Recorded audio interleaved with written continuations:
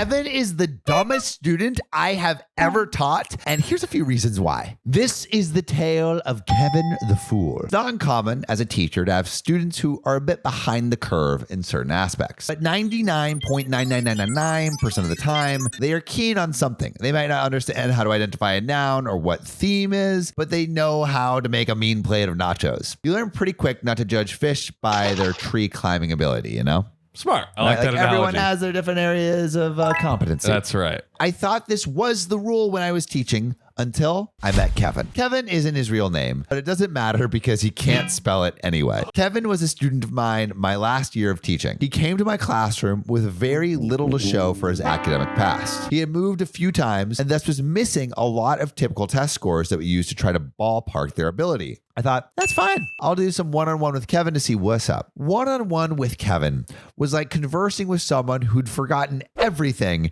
in a freak, if not impossible, amnesia accident. There was no evidence that he had learned anything past the second grade, and now he was in ninth grade. Oh, God. Flabbergasted, I figured we needed to get more serious with this. If he was going to be in my class, I needed to know why and how. I decided to meet with him, his guidance counselor, his parents, and another teacher to see what was really going on. This is when it all became so clear. It was by some incredible fluke that his family hadn't been wiped off the face of the earth years ago. Odds are his entire heritage was based on blind luck and some type of sick divine intervention that saves his family every time a threat presents itself. Kevin was the genetic pinnacle of this null achievement. Even my instructional lead, a woman who could find a redeeming trait in a Balrog, failed to see any reason this kid or his family should be alive today. Yikes. So here's a list of events that made it abundantly clear that God exists, and he's laughing uncontrollably. Kevin frequently forgot when and where class was. On more than one occasion, I had to retrieve him from other classrooms. Kevin ate an entire 24-pack of crayons, puked, and then did it again the next day. No. This was ninth grade. I have no idea where he got the crayons. Kevin's dad wrote tuition checks and mailed them to me, his English teacher. This was a public school. When I gave it back to Kevin, voided, to give to his dad with a brief note explaining that this is a public school, Kevin got in trouble for trying to spend it at a 7-Eleven after school. Kevin was removed from the culinary arts program after leaving a cutting board on the gas stove and starting a fire twice. Kevin threw his lunch at the school resource officer and tried to run away. He ran into a door and insisted it wasn't him. Kevin stole my phone during class. I called it, it rang, and he denied that it was ringing. Not that it wasn't his, not that he did it. No, he denied that the phone was ringing. Keep them on their toes. Yeah, exactly. Never let them know your next move. He tried it 3 times before the end of the year. Kevin called the basketball coach during gym. Basketball tryouts were that afternoon. Kevin tried out. It did not go well. Kevin's mom could never remember which school he went to. She missed several meetings because she drove to other schools, none of which he went to. Kevin tased himself in the neck before a football game. Kevin kept a bottle of orange Kool-Aid in his backpack for 4 months. He thought it would turn into alcohol. He drank it during homeroom and threw up. Kevin said the N-word a lot. Kevin was white. The high school was 84%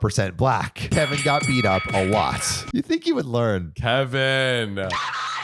Kevin stole another student's iPhone and tried to sell it back to them. Kevin didn't understand that his grade was dependent on tests, quizzes, homework, classwork, and participation. Kevin finished his first semester with a 3% average. He tried to bribe me with $11. Kevin spit on a girl and said, "You should get out of those wet clothes." The girl was the Spanish student teacher. Kevin didn't know that cats and dogs were different animals. Kevin tried to download corn onto a computer in the library at the circulation desk while he was logged on. Kevin asked a girl to prom. He was in the 9th grade, and freshmen don't go to prom, by asking for her phone number and then texting her his address. Kevin got gum in his hair constantly. Kevin regularly tried to cheat on assignments by knocking the pile over, grabbing one before I had picked them all up, and then writing his name on it wherever there was room. Kevin and his parents took a trip to Nassau, and they forgot all their luggage at home. I didn't believe him when he told me until I talked to his mom, who who told me first thing when I saw her at the bi-weekly meeting. Kevin's grandfather apparently died in a chainsaw accident. I can only assume God was looking the other way that day. Opie's a great writer. Relevant comments. I have to ask, was he popular with the girls? It was like watching a greased up orangutan try to climb up a water slide.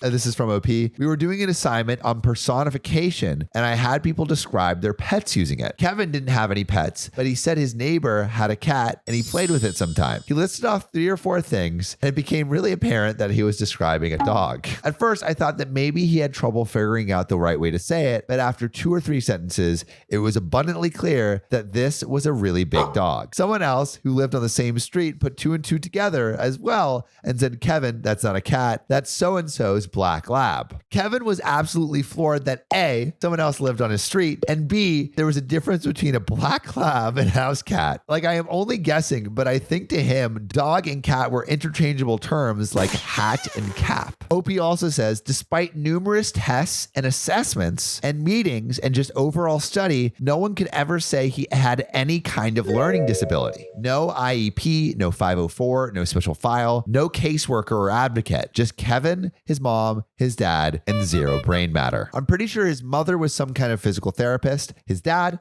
no idea. I only met them a few times, but he always wore a pretty nice suit, or at least was business casual. They both drove decently new cars, and his house was in a nice subdivision. I'm assuming that for what they lacked in common sense, they made up for in specialized knowledge of some sort. For all I know, his dad could be a brilliant plastic surgeon. And there is an update on Kevin because this story was like years ago. It's a legendary one. Yeah, this is a legendary story. So there is an update, but also like I have a friend, this friend that is the ditziest human ever. If I call a friend, he'll have a story. There we go. Ooh, I like that. What's up, dude? Do you have like 3 minutes? Basically, we're telling this story about this guy named Kevin, and it reminded me about our mutual friend. And I was wondering if you had a story that you could share. Our ditziest friend? No, ditziest. Ditziest.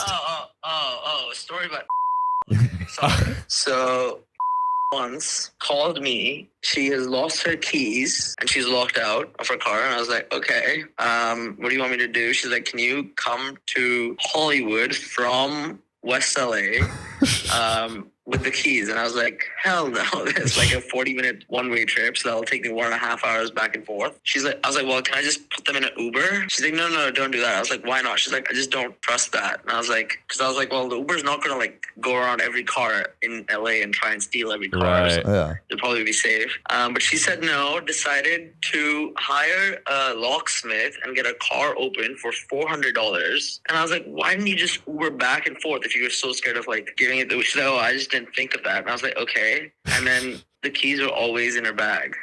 Oh, She just never no. checked. She just never checked her bag. Okay, dude, I have to get back to recording, but I appreciate your stories. Love you, buddy. Love you, dude. Kevin is doing pretty well. We are actually coming up on about 10 years since I had Kevin as a student. He's since graduated on time, gotten married, and has a house.